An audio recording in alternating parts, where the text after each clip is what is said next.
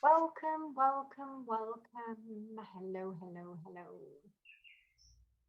Good evening, good morning, good afternoon, wherever you are in the world. Welcome, welcome.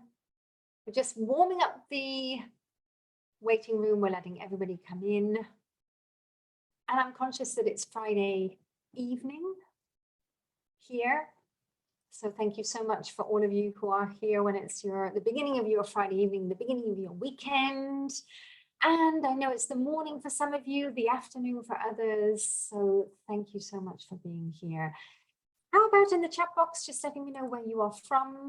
And I can see some beautiful faces. So I'm just changing my view to gallery so I can see all of these beautiful smiles. Larissa, Donna, Yuki, Virginia, Ildiko, Anna. Fantastic. Olivia, I can see you're there as well. Maria Camila, hi, hi, welcome, welcome. Olivia, yes, I can see you. Brilliant. And Nadine from Lebanon, Russia, Larissa, yes. US East Coast, Virginia, yes. Have you done that wood yet, Virginia? Have you stacked all the wood? If not, I'm coming over. I'm coming over. And Anna from South America. Where are you located, Anna, in South America? Anna from Albania. Olivia, you're on the mobile. I think you're in Belgium. Ilona, hi, big hug. Virginia, hi, big hug as well. So lots of people that I recognize. Welcome and thank you. Thank you for being here. Now, today is slightly different because we're going into the different direction. We're going into the direction of Neuroheart Education. So Virginia, great to see that you've stacked it and now you're dreaming about it. Excellent, I love it. Claudine, Jamaica. Yes, Claudine, are you from the school who are interested to do the workshops with us? And I would love to do those workshops with you. So if you are, welcome, welcome, and hopefully we can organize something together there. Now, we've still got people coming in, so I'm just giving a few more seconds for people to come in while I get the slides ready in the background. And as I said, today we are going in a slightly different direction, everybody. We're going in the direction of Neuroheart Education. And interestingly, I would say this is our umbrella term. This is how we are bringing out maybe a new trend, a new direction, a new umbrella term. And neurolanguage coaches, you are part of this. So Neuroheart Education is actually the broader sense of the word. Now, I'm going to explain a little bit what it is, what it means from our perspective. And definitely, you know, we're building on where we're coming from, perhaps over the last, can we say 200 years? You know, the ancient philosophies, the ancient Greeks definitely had a distinctive way of educating, talking, discourse, engagement, involvement. That was the essence of Greek philosophy. And we're going to sort of take a little step through history. Over the last 200 years, maybe we got into this Victorian, the learner says nothing, the passive learner, you are sitting there learning from the, as many say, the sage on the stage, the teacher who is the expert. And where we are now is really how we can adapt teaching, learning to the brains of today. Interestingly, when I was doing a lot of research over the past years relating to holistic education, this was one of the most beautiful things that jumped out at me. And it was this question of holistic education. And in 2004, there was some discussion on the concept of sagacious competence by Basil Bernstein. And it was just such a beautiful list of, can we say, ideals for teaching, for learning, where you have the freedom, you have the good judgment, you have the meta learning. Look at that, 2004, and we were talking about meta learning. You have social ability, refining values, and self-knowledge. And this for me is almost like that bow effect for holistic education. Could this be what we're all looking to incorporate in the learning process? Now, as I said, you know, the ancient Greeks definitely had a different perspective on education. Two forms of education, formal and informal. And it was really seen as an essential component of a person and a person's identity. And our friend Socrates, really that stimulation, the asking and answering questions to stimulate critical thinking. And many of you, maybe you are Montessori educators. Maybe you know of Montessori education. Donna, I know that in Italy there are quite a few Montessori schools, and I think in some countries there are more than others. Interestingly, just out of curiosity, have any of you come across any sort of negative connotation with Montessori? Just out of curiosity, just give me a little bit of a feedback in the chat box. Because I was talking to a group a few months ago, and actually one person did actually come up with this sort of negative feedback relating to Montessori. And I'm just curious if any of you have ever come across this. So just give me a quick feedback in the chat box. Now, for me, the essence of Montessori is following the child, following the development. And by the way, Montessori was from the 1900s. She was really before her time. There is a question of whether she was working with the government. That is the negative connotation that I'm talking about. But, oh, Maria Camina, you don't like it. Oh, thank you for your honesty there. That's great. Can I say, though, it's fascinating because she actually, the method does follow how children learn. So it does follow the younger ages, learning by doing, repeating, playing, and then after the age of 7 or 8, how we then change and learn through association, through stimulation, through provocation of analytical, rational thinking. So in that respect, it's quite fascinating that already in the 1900s, Montessori was talking about this. That's quite interesting. Agnes, yes, I know that in Poland it's private. Well, I think across the world it is private. Now, the one thing that I understand with Montessori is that each individual school has its sort of private training for the trainers and teachers. I don't think that there is a uniform course that you go to become a Montessori teacher. You go to the school and then you get trained in those schools. Now, for me, there's a question mark about uniformity and practices within the schools. That's a big question mark for me. I don't know enough about it. If any of you know more, I'm grateful for that. Centro de Idiomas, apologies, I don't know your name, but thank you. So we've got the Google founders are Montessori children. That's interesting, very interesting. I didn't know that. By the way, and here is where my Hungarian coaches are going to either put their head in their hands or they're going to pause me.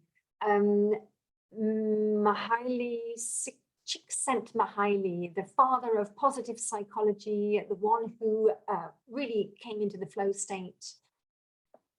he did some research on Montessori children in 2005.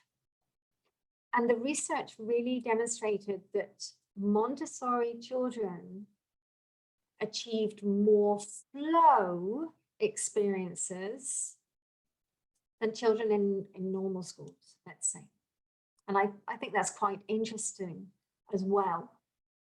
That feeling that kids just get lost in the task, they love what they're doing, they're in control, they can do it, and they're reaching that flow state. Now, another interesting, let's say, educational concept or style is Waldorf. How many of you have heard of Waldorf and Steiner, Rudolf Steiner? Sabi, I see that you're nodding, yes. Obviously German, and very similar to Montessori. Focused on holistic integration, stimulation, and also focused on the different ages of kids and how we learn differently at different stages. So really quite interesting, the parallels with Montessori. Now, I also have had clients who were Waldorf children, let's say, adults when they came to me. Definitely, I have noticed that this type of person is much more coming into questions and critical thinking and rational analysis. And really, I've noticed a difference with people who have been educated through that Waldorf system. Quite fascinating.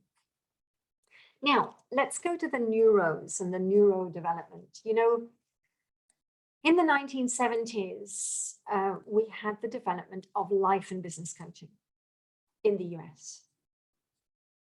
Prior to that, we could probably say that coaching was mostly in the sports world. It was not in life or business coaching.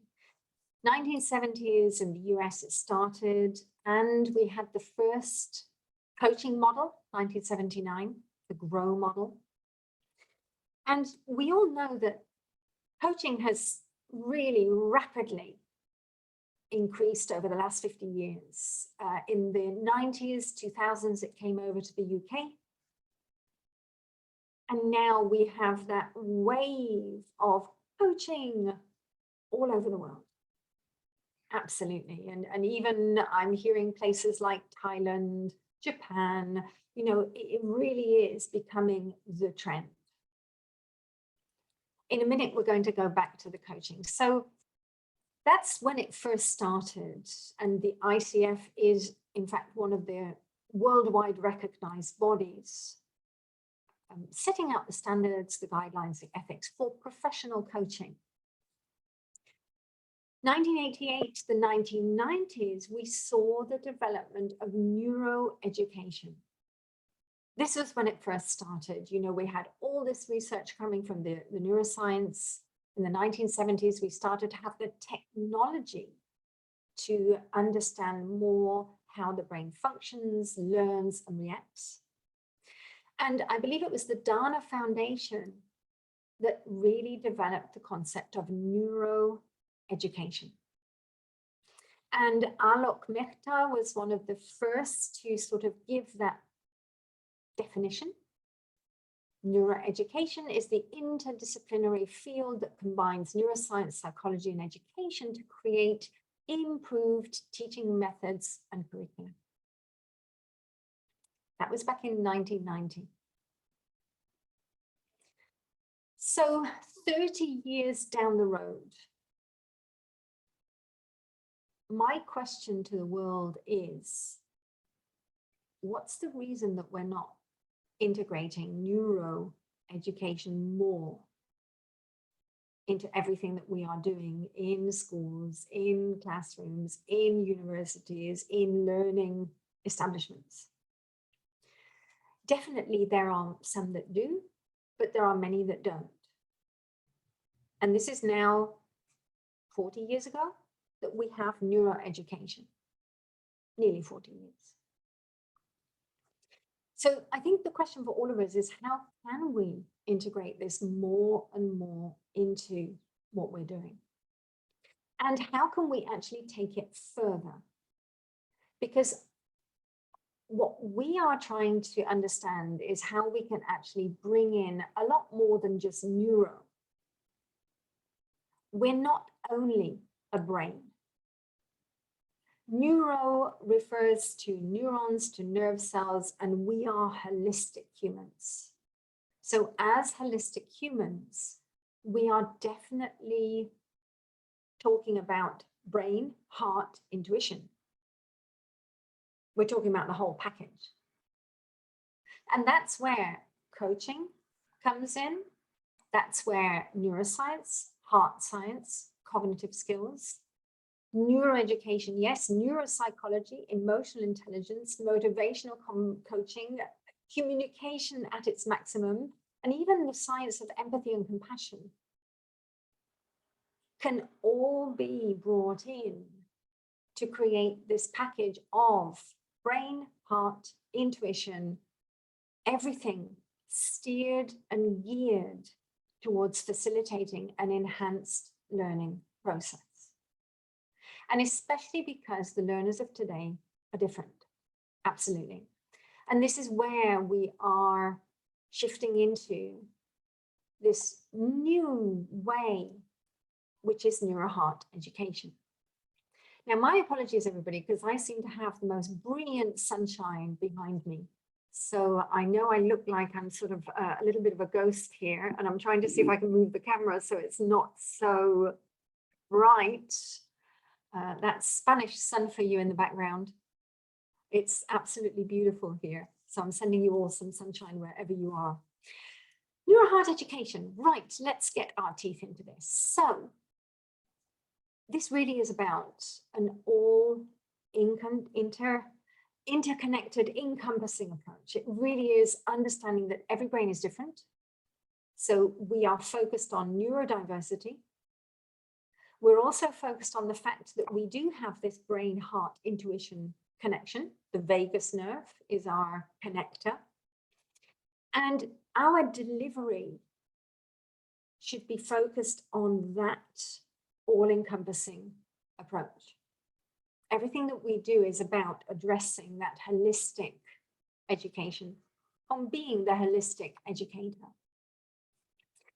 So we're going to look a little bit at what all this means. And definitely the first thing is how we can adopt that coaching approach. And how can neuroscience transform teachers? So firstly, we're going to go into the neuroscience, then we're going to go into the professional coaching aspect. And just if I go back to that slide before, you know, this is really a summary of everything that we should be integrating into the process. Now, many of you know a lot about neuroscience. You know, there is so much available, many courses available, absolutely, a lot of information. You've got all of the universities giving these courses on the neuroscience of learning and the theory and everything else. My question is, how are we implementing it? That is the question. Not how much do we know about it and how much are we regurgitating that knowledge, but how much are we living it? And Neuroheart educators are the ones who are living this, doing it, being it. Now, the first thing is definitely the metacognition. For those of you who know me, you know that this is one of my favorite research papers.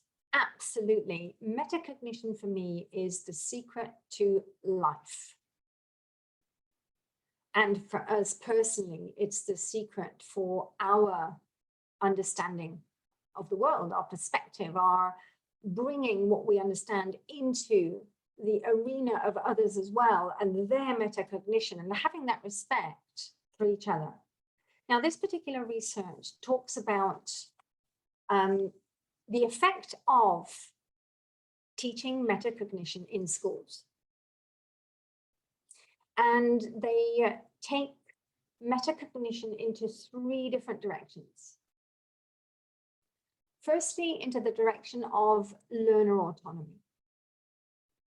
Secondly, into improving cognitive skills. And thirdly, into learning how to learn, neurodiversity. We're all different. And from this research, they really see that it does have an impact. It has an impact on the results, it has an impact on the performance, and it has an impact on motivation as well. I call this the fireball effect. So that part where it says fireball effect actually is me, because when you get them motivated, when they're excited and energized, so are we. And there you have this fireball. Learner, coach, coachee, that fireball is rolling. And they actually say in the study that the primary learners, university learners, even disadvantaged and struggling learners really did benefit from metacognition. Now, we are the provocateur. The way we ask the questions, the way that we share information about the brain, you are the ones who are opening up their channels to be metacognitive. So again, it's down to us doing it, being it, living it. Now, implementing metacognition, really, we can do this, as we said, in various ways. So let's just look at the different ways. The first way is to change the way that we communicate. And Ildiko, we were just talking about this. We just had a quick call before the webinar, and we were really talking about many, many times as a teacher, we're not aware of the habits that we have when we communicate. So by putting the mirror on us and by being conscious of every single thing that comes out our mouths in plural, that's when you're going to be able to direct, steer, and connect better with the learner. So it is about consciously asking questions, not just firing them out. Consciously asking one question, not multiple questions. Consciously coming into open questions. I confess 15 years ago when I started my coaching courses, my coaching training as a coach, I was constantly asking closed questions and I didn't realize it. When you start to realize how you're creating those questions, it really is an eye-opener. It's a game changer. So changing the way that we communicate is key. And also changing the words that we're using when we communicate is key. You know, positive words do impact the brain. We've got the research to show it. And having positive words in this prefrontal cortex actually stimulates other areas of the brain as well. So by choosing the words we use, by really connecting and helping them to understand as well, you know, growth mindset is phenomenal in the learning process. Just coming into, my apologies, I hadn't been keeping up with the chat box, sorry. Oh, Centro de Idiomas, Juan Carlos. Hi. And Andy, hi. So you've heard that some children who experience this freer style of education can struggle to adapt to the realities of real life later on. Andy, there I would say it is, yes, it's quite interesting because it's almost like we have children that have this sort of skill set of asking questions.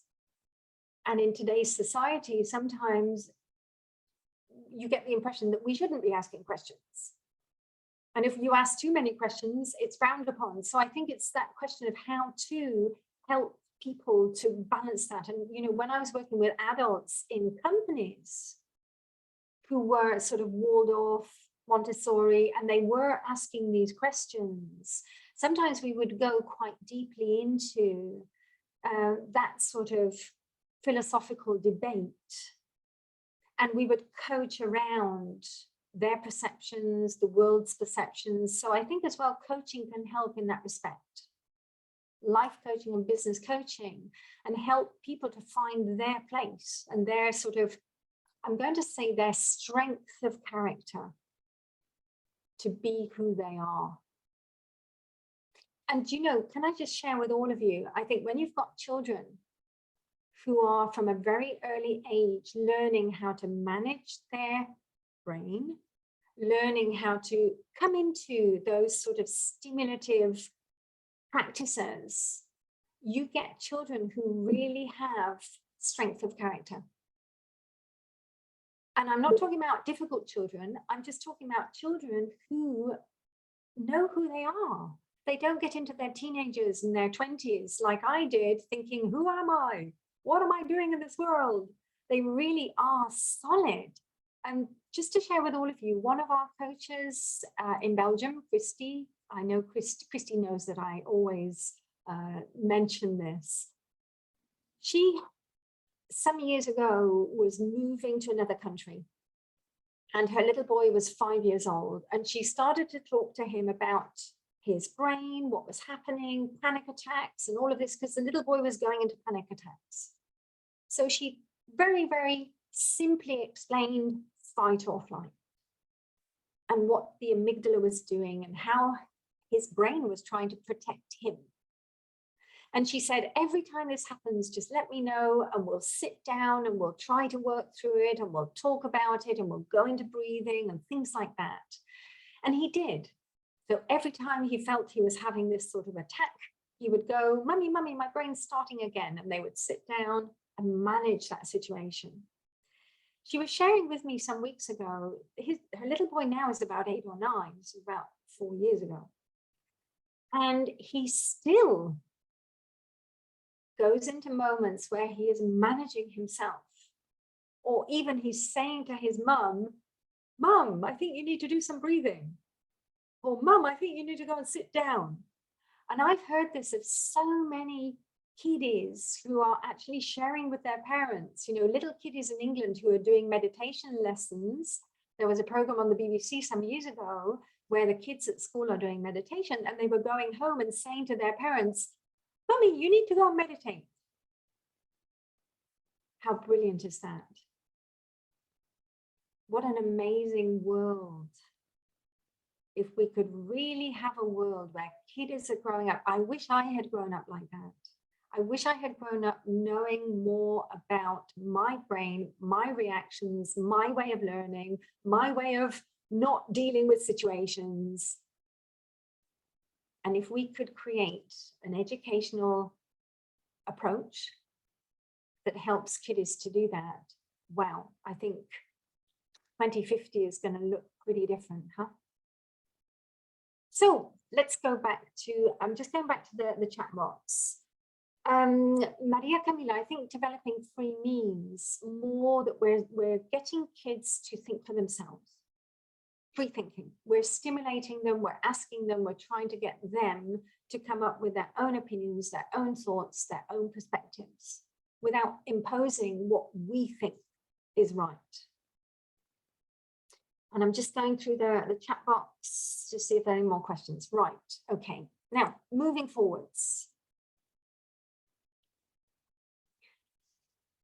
Is this how we sound to our learners? Some of you might be old enough to remember the blackboard. And you remember that sound of the nails going down the blackboard? Some of you are too young for this, but some of you can remember. I can remember. Is that the effect that we are having on our learners? That's the question. Now, when we are constantly giving directives, do this, do that, say this, repeat this, do it again, that could be the effect that we are giving them, or the effect that really is happening in their minds, in their brains. the one thing that we are very conscious of as Neuroheart educators is lots of permission. May we, could we, how about, what do you think if, may we move on to that? And it softens the whole approach. So instead of saying to a learner, turn to page 23 and look at this, may we now move on to page 23 and how about we just start to go through this together? Now, the one thing as well that happens there is we're actually opening the door for learner autonomy.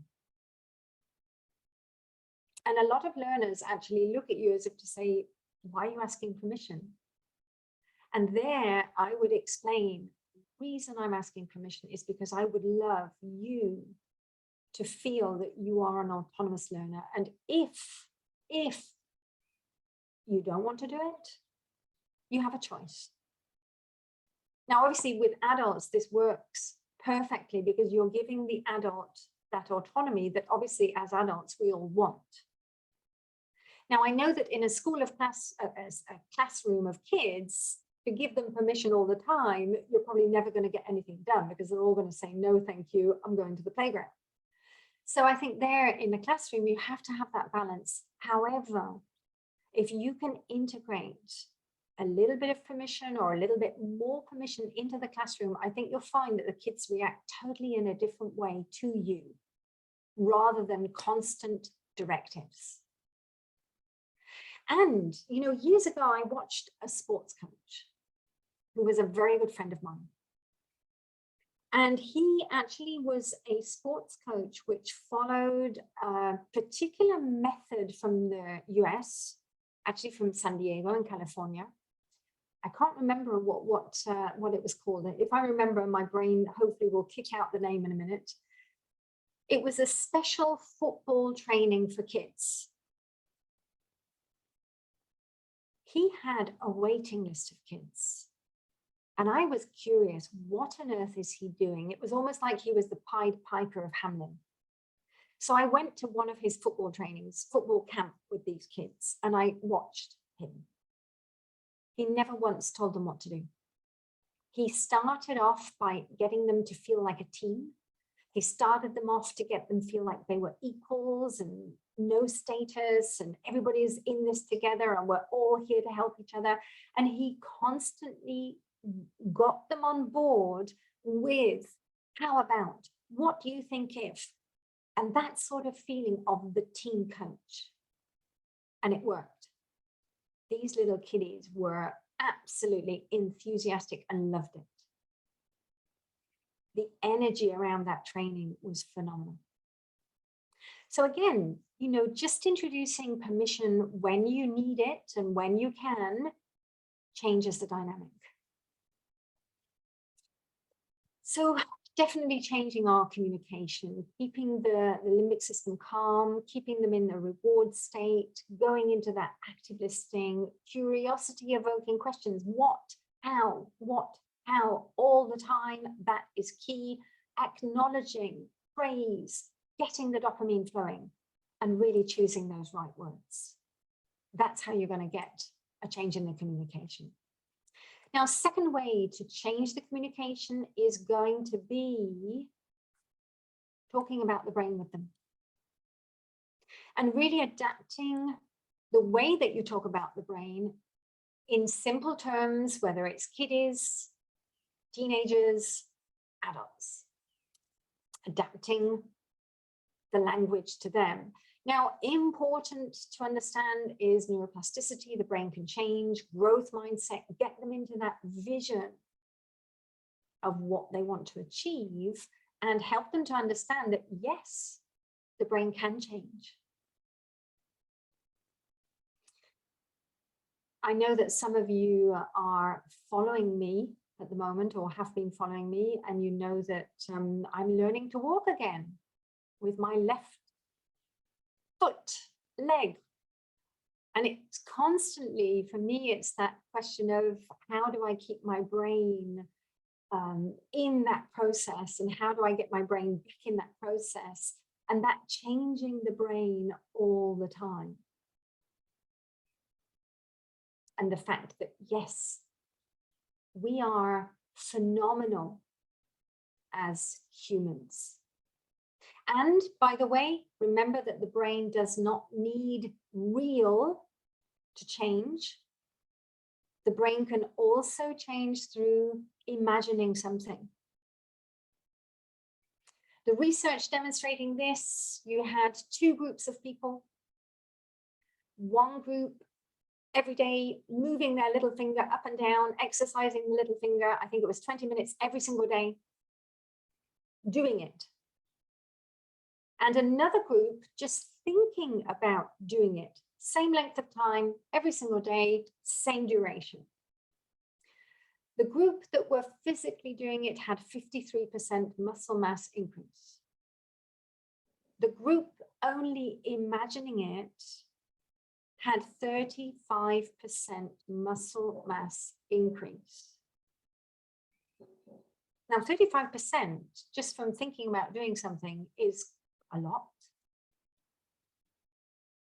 And here you can really understand the visualization of athletes, seeing themselves breaking records, winning the cup, jumping the highest, the longest.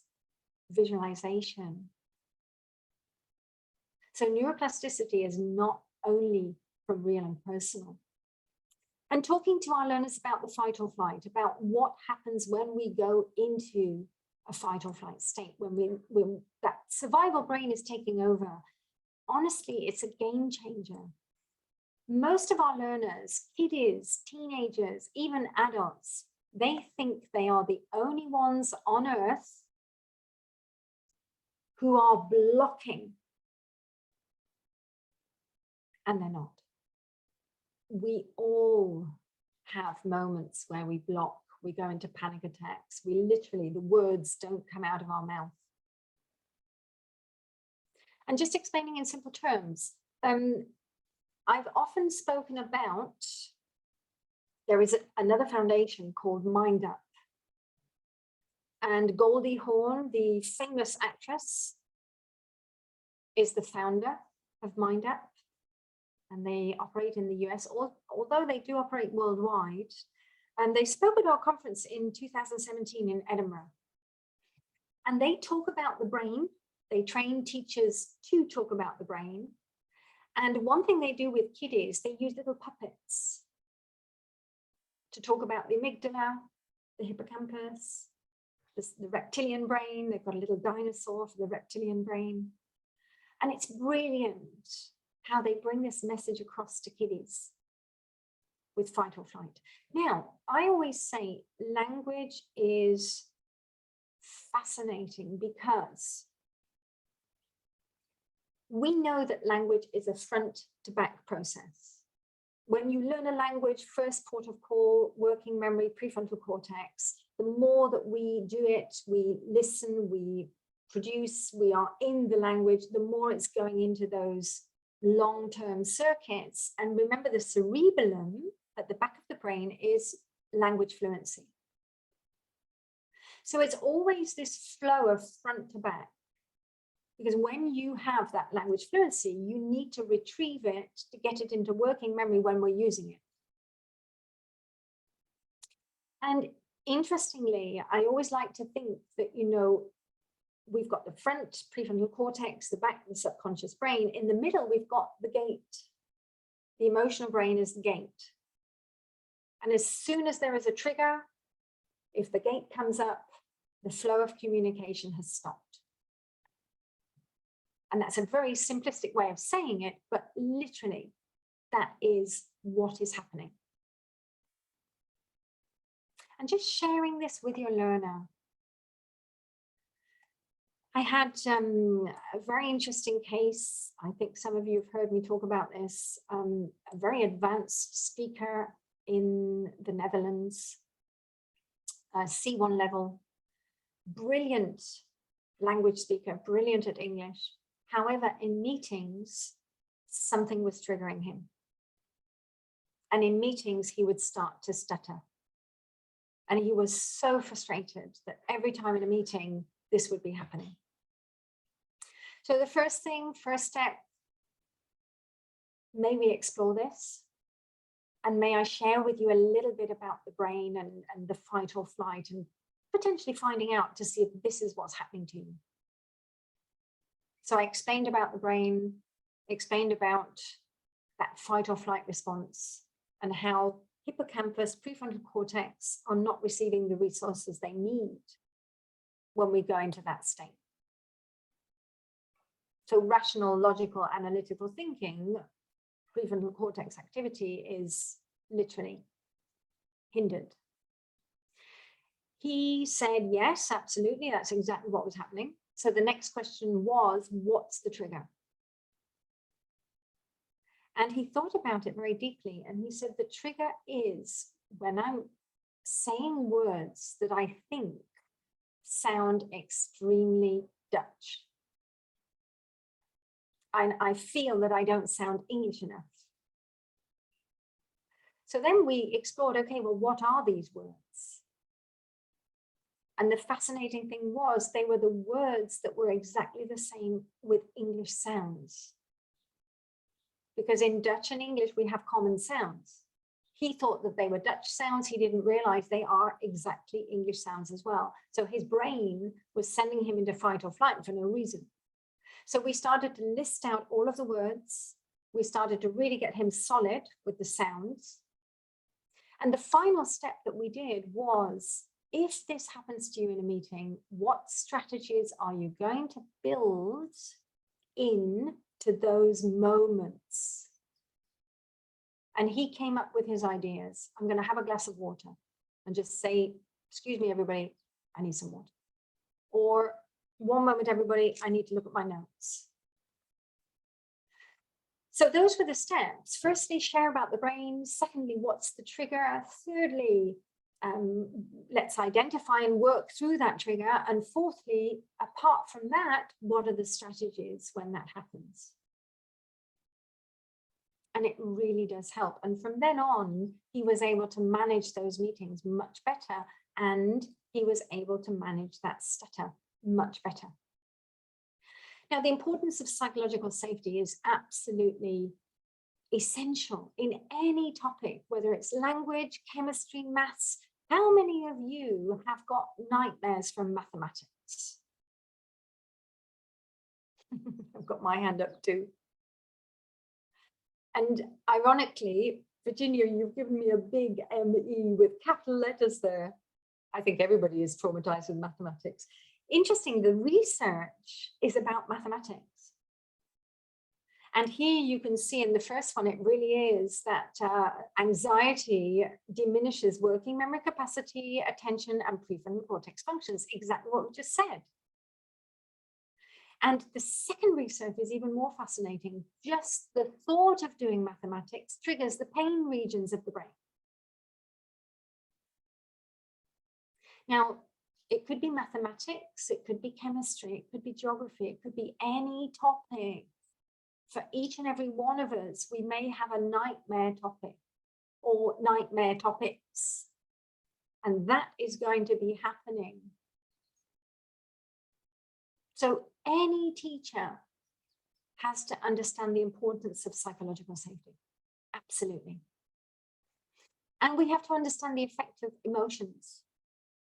Emotions in the classroom are key. Now, I know that everybody talks about this.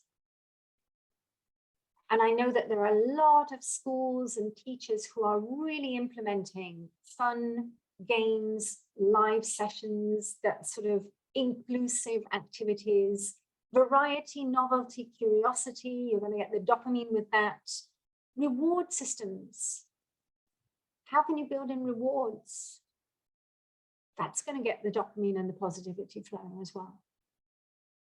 And if we go back to the flow state, to get people into the flow state, by the way, the flow state is a reward state. You've got dopamine, anandamide, endorphins, serotonin pumping in when you're in a flow state. And flow state is when you are in control of what you're doing. You are able to do it. Your skills match the task. And also you're possibly getting real-time feedback. And you lose time because it's enjoyable, it's effortless. There's no effort involved. And that's going to get the emotions and the dopamine. And the more emotions, positive emotions, the more dopamine, the more imprinting. Remember, the more dopamine in the prefrontal cortex when we're learning, the more connections per second. Key. Stimulating cognitive skills. This is another way to get that metacognition going. Now, you know, the brain is a scaffolding machine. However, let's put a caveat there. Under the age of 7 or 8, we do not have this prefrontal cortex developed. So kiddies under the age of 7 or 8 are learning by doing, by experiencing, by seeing, by mimicking, by fun. That's how we learn in those early years. It's the subconscious absorbing. From the age of 7 or 8 onwards, we're starting to develop cognitive skills, and that's when we start to develop through association as well. It's almost like the brain is going, okay, where do I put this new information? Does it fit somewhere? Can I scaffold it? Or do I need to create new neural connections? Now, if we know this, we should be provoking it. Now, this particular research is related to language. And it demonstrates how when we learn a new language, the brain is going to the native mother tongue areas first. Or if you have other languages, it's going to the other languages as well. Now, this can be with any topic. You know, some months ago, I did actually do a pilot course for the Neuroheart educational course that we do. And I think, just out of curiosity, is anybody here who was on there? Juan Carlos, I think you were there, yeah? Are you around? Where are you? Trying to look for you on the screen. Yes, Juan Carlos, I think you were there at the pilot. Now, I did a demonstration with chemistry. And I did a demonstration with chlorine, the topic of chlorine. And honestly, most of the people in that course hated chemistry. They hadn't got a clue about chlorine. But when I started to go into this coaching conversation about chlorine, I started to connect in to see if we could get them to scaffold. And they did. And honestly, their mind was like, wow, we didn't realize so much about chlorine. And they started to get excited, and they started to go away from that session looking for chlorine in their life. And that's one of the keys, you know, scaffolding and getting into the real and personal. How is it relevant for us in our lives? That's one of the key questions. So the brain is a connection machine, it's an association machine, and finally, metacognition is about learner autonomy. How do they want to learn? Every brain is different. No two brains are the same. And neurodiversity, you know, more than ever today in this world, we are recognizing neurodiversity. And I think we're also learning not to label neurodiversity.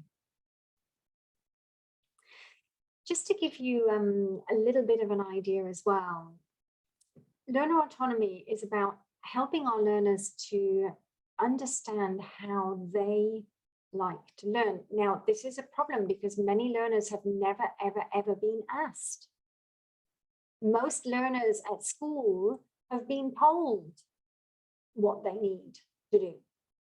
So we are going to be asking our learners what's going to help them to learn. The brain loves real, loves personal, loves relevant. We said that.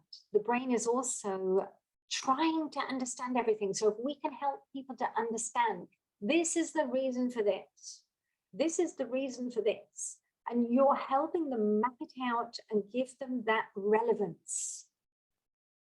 And the more that we can break it down, break it down, break it down. The topic of chlorine, I took it step by step, by step, by step. And you can learn to break down any topic and then bring it through spacing techniques, drip by drip, drip by drip. That is the learning process that really works and gives certainty. And we learn how to give them the focus and attention that they need. And also remembering that the brain is also a patterning machine. If we can help them to come into patterns, if we can help them to come into opposites or things that are similar, or things that are in families, creating those mind maps or those mind family maps is really going to help them to pattern information and learn faster. And constantly asking them, what works for you?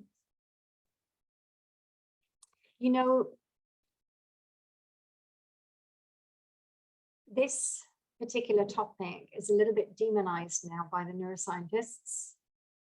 If you talk about learning styles, you probably get shot down.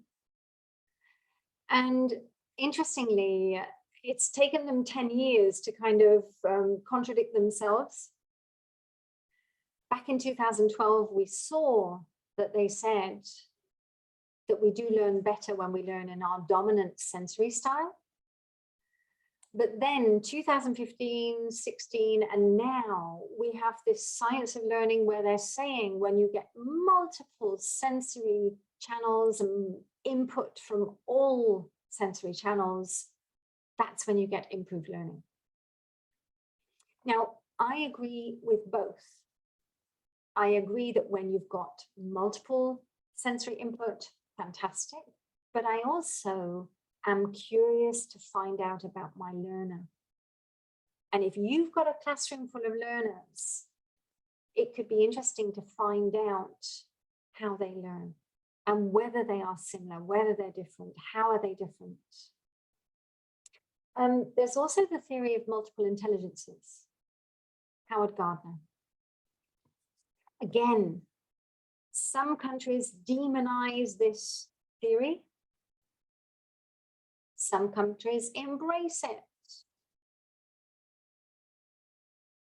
Argentina, I have to say, is one of the countries that, for me, it's the most beautiful, in touch with educational, sort of emotional intelligence and multiple intelligences and checking in with learners and really that sort of touchy, feely. That's very present in Argentina. It's beautiful. And they really are coming into kids with a lot of compassion and that respect for neurodiversity and emotional intelligence. So yes, in Colombia, by the way, Maria Camila, to share with you, in England, it's rejected. Totally. England does not accept the theory of multiple intelligences. So I guess it's about you finding what's going to work for you. If you're in a classroom, if you're with private clients, you can have a very special conversation with them to find out, how do you learn? What works for you? What activities really help you to make it stick? I don't know about all of you, but I am very much a writer. If I write something down, it sticks. If I'm just listening to something, believe me, I'm in cuckoo land, I've gone. I don't listen. I get easily distracted. My brain goes on its little trips. So don't ever put me in a lecture. If you do put me in a lecture, give me a notepad and paper. And that's when I'll start taking notes and it'll stick for me. Now, everybody's different. Everybody's different. And we have to find out from our learner what works for you. Now, if you're in a classroom, I would suggest try to see if you can get various different activities in the classroom. maybe some visuals, maybe some audios, maybe some kinesthetics, maybe some sort of like natural learning with naturalist sort of approaches, and see what the kids respond better with. And try to see if you get their feedback, what they enjoyed the most, what worked for them, what helped them to learn. And that way you're going to start to see if you can help kids to find their way. And more diversity in the classroom, I think, is also going to be key for the classrooms of the future. Now, that's a little bit of the neuroscience and what we're bringing in from the neuroscience. Now, there's a lot more from there, but obviously for the webinar, we're just giving you that sort of overview. Coaching is the communicative vehicle that we're using. And, you know, in many ways, we're bringing in the spirit from the sports coach, that feeling of empowering, that feeling of encouraging, accompanying, helping people to find their limits and go beyond them. Now, definitely,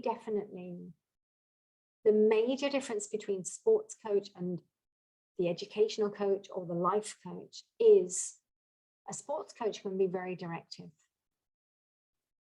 A sports coach can be very pushy. Now, from our perspective, we've already said we are more in that permission, and we're more in that finding out from them what works for them.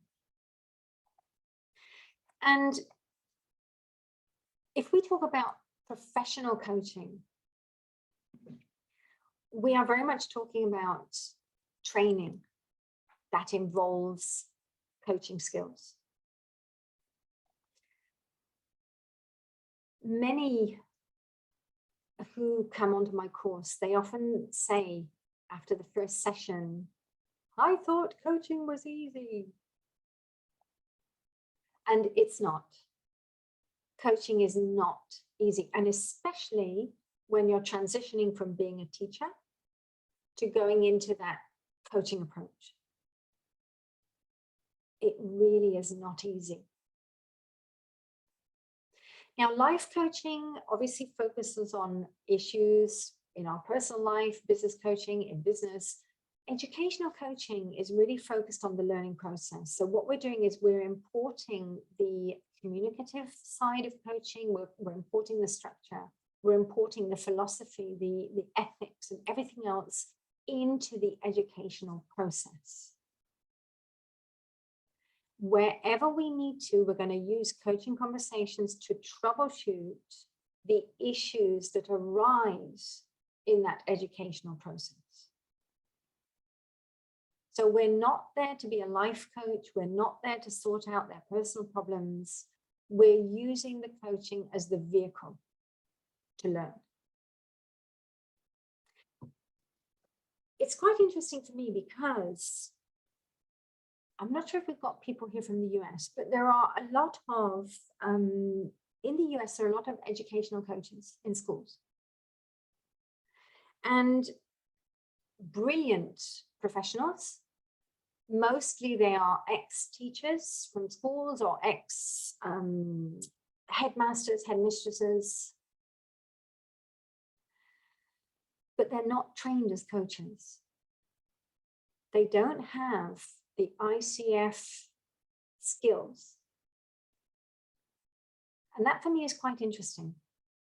And in this respect, we are very unique because what we are doing is we are really bringing in those competencies of professional coaching into the classroom. Now, one research paper that really is quite interesting, Richard Boyatzis is one of the top neuroscientists for coaching. He really has gone into the neuroscience of coaching and done a lot of research on it. He does a lot of courses, by the way, as well, for life and business and executive coaching. Now, this particular research demonstrates that when we coach with compassion and vision, we are much more likely to activate the neural mechanisms for motivation, for willingness to really find solutions, find new ideas, and that feeling of everything is possible and self-empowerment, rather than when you're coaching on problems. So when you focus into vision and solution, that is when you're going to have those powerful coaching conversations that impact the brain. And apart from the structure where we're getting goal setting in the process, we're getting the actions, the activities in the process, we're getting motivation, commitment. We're also using the coaching conversations around emotional triggers, like we said earlier, around issues. Maybe they've got issues with homework. Maybe they've got issues of being distracted or not being interested enough, being bored. Maybe they've got issues that they don't like the topic or they can't understand it. And really, coaching conversations that go into these problems and learning how to learn. So having those coaching conversations is key, and knowing when to bring which conversation into that moment is also key. Now, we have some coaching models that we use. We actually use one for when we are in that teaching moment. We have the model which is called PACT PQC. Now, we can use PACT PQC for language learners with grammar and non-grammar, but we can also use it for any topic. For example, chlorine. I use the PACT PQC model to take my learners into that very involved conversation about chlorine. We've got other coaching models where we are using, I've called it FEW. So we go into facts, encouragement, and way forward. That's another mini coaching model. And in that encouragement, you're also going into that exploring. So you've got facts, fact finding, encourage and explore, and way forward. That's a little mini troubleshooting conversation. And compassionate conversations. Really coming into the active listening. You know, when you've got a learner who says, I don't understand, I can't do this, I feel terrible. Instead of trying to convince them, listening to them. I'm really sorry that you're feeling bad about this. I'm sorry that you feel that you can't learn it. And then pushing them into vision, getting that compassion going by asking the question, what do we need to do to help you here? How can I help? And pushing them into that vision, the one we just saw with the Boyatzis research. So all of this together is coming into Neuroheart Education. Now, obviously, we have a course that takes teachers through this path to transition. And it's a very similar path to the Neurolanguage course. The Neuroheart Educational Coach is for teachers of any discipline. Now, we, as the trainers on this course, we are not there to tell these teachers about their topic or anything to do with their expertise, because you are the experts in chemistry, in mathematics, in languages, in whatever. You are the experts. What we are bringing in this course is the delivery. How to change and create an all-encompassing, compassionate, holistic delivery of your topic. And we do it with the coaching conversations, the coaching competencies, the ethics, the structure from the coaching. We do it from the understanding of how the brain works, learns, reacts, the practical implementation of all of the research. How do we chunk it down? How do we make it relevant? How do we get them to come into spaced learning? So all of that implemented. And helping our learners, no matter what age, to become more aware of their own brains. And there we have the unique coaching models for us. And on the neurolanguage side, you have exactly the same with language focus. And definitely, whether you are a Neuroheart educational coach or whether you're a neurolanguage coach, you learn the impact of emotional and social pain on the brain. You learn the impact of the difference between explicit, implicit, subconscious, conscious learning.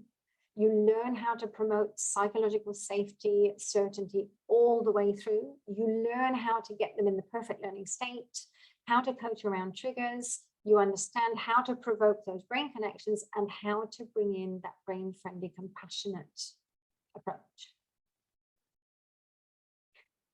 And with neurolanguage, you've got the added dimension of the 3 M's, the 5 C's, the progress model, and of course, PACT-PQC. But PACT-PQC is also in Neuroheart Educational Coaching courses.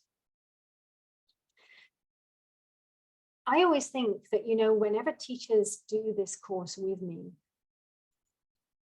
you go through this transition from insecurity to quiet confidence, from empathy to compassion, teacher-centric to learner-centric, and that egoism to selflessness. And I think this is really what we are all aiming for as educators of today, that selflessness in the process. The learning process is not about us. It really is about them. Full stop. So, just as a quick summary, I will be doing a Neuroheart Educational Coaching course running in November, and I will be running it as a pilot. And I am looking for people to do this pilot course with me. And it is for teachers of all disciplines, not language teachers. And by the way, neurolanguage coaches, you already are doing all of this anyway. So you really are already coming into this. The first part, we go into that introduction to professional coaching. It is accredited by the ICF. So we are one of the first in the world to bring out a coaching course for educators, which is with the ICF accreditation. And we are going deeper into the coaching. So not only how do we do goal setting, and by the way, how do we do all of this with a curricula in the background? And here you've got that, what I call the dichotomy of coaching and teaching. Teaching has a curricula, coaching has spontaneity. How do we marry the two? And we learn on the course how to do that. And at the same time, even with curricula, how to get that learner autonomy going. It's key.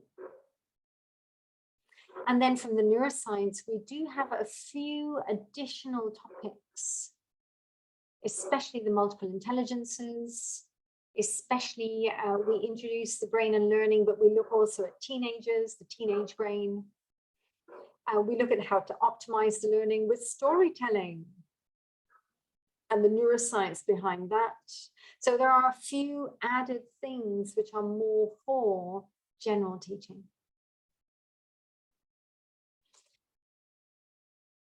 And I do think that, you know, this is a continuous journey. You know, I'm still on this journey. I know that many of you who are coaches already, I see some of you are coaches. And I think, you know, you'll all agree with me, this is a never-ending journey. Once you start this journey, the doors just keep opening and there's just more and more to learn, and we're on this never-ending path to understand and to also optimize learning. and adapt learning to the brains of today.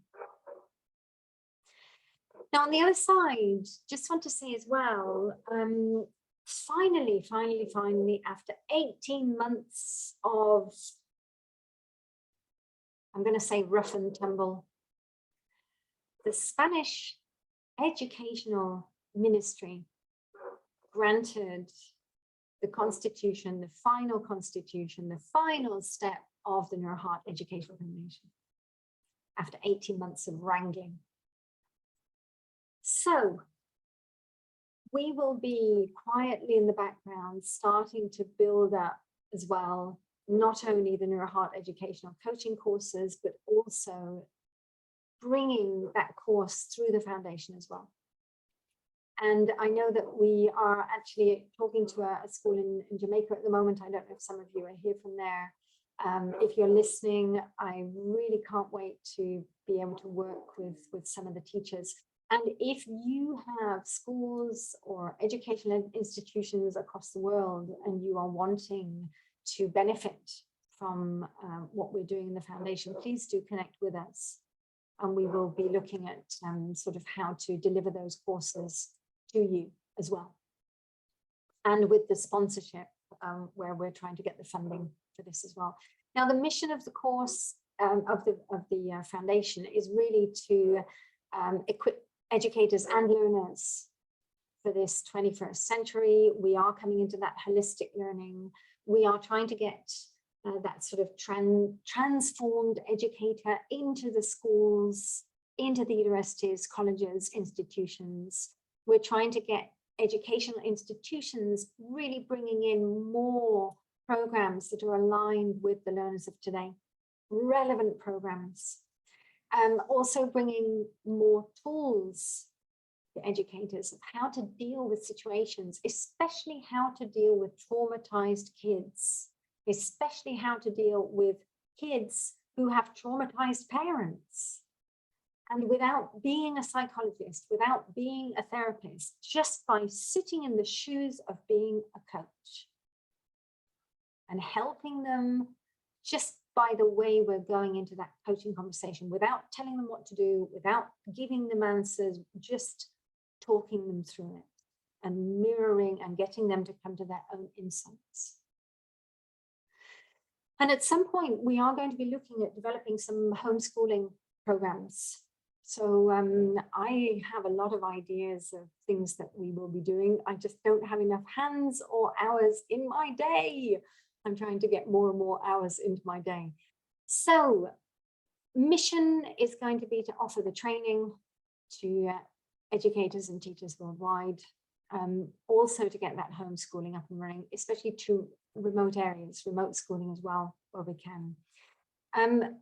Constantly, I think one of our missions is to bridge the gap between the science and the classroom. I think it was 2016, there was a survey with American teachers in schools.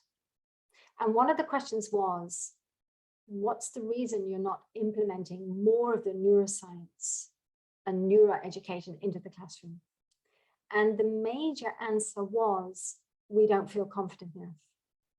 We don't feel that we can talk about it. We don't feel that we have enough information. And I think that is key, getting this information to teachers so that they can talk about it in their own words. This isn't about all of us becoming neuroscientists. And we're going to be pumping on those volunteer programs. That reminds me, actually, I do need to get to my coaches that form for volunteering for Educo in Italy. We cooperate with a beautiful foundation in Italy who has, let's say, training and development and coaching for children with neurodiversity. And Luca gave a couple of webinars a few months back, and we will be very much working together with Luca, getting his programs out. And some of our coaches over the years have been volunteering and working with these Italian kiddies. The one thing that we do ask is that you as coaches are able to speak Italian or understand Italian. so that you can really communicate with the kids in their native language, as well as bringing in the English learning as well. And we will be moving into fundraising. This is going to be a totally new area for me to learn how on earth to raise funds for foundations. So if any of you have those skills, do let me know, and I'm happy to have a chat with you. And yes, it's going to be a new world, but hopefully it's going to be a beautiful world. And hopefully we're going to be bringing lots and lots of heart out there into the world through you as the educators and through us as well. And hey, isn't life the biggest educational establishment that we are all in? From the day we're born until the day we die. So thank you for being here. As I said, I do want to say publicly that we are going to be doing a pilot study in November, and probably it will be spanning from November, December, January. If you are a teacher, or if you are in an establishment where you would like some of your teachers to join, definitely contact me for more information. If you know teachers, and I really mean teachers of all disciplines, geography, history, chemistry, Latin, whatever. If you know of teachers who would like to join, then do contact me and we will get that course up and running. And then hopefully after they've done the course, there will be some feedback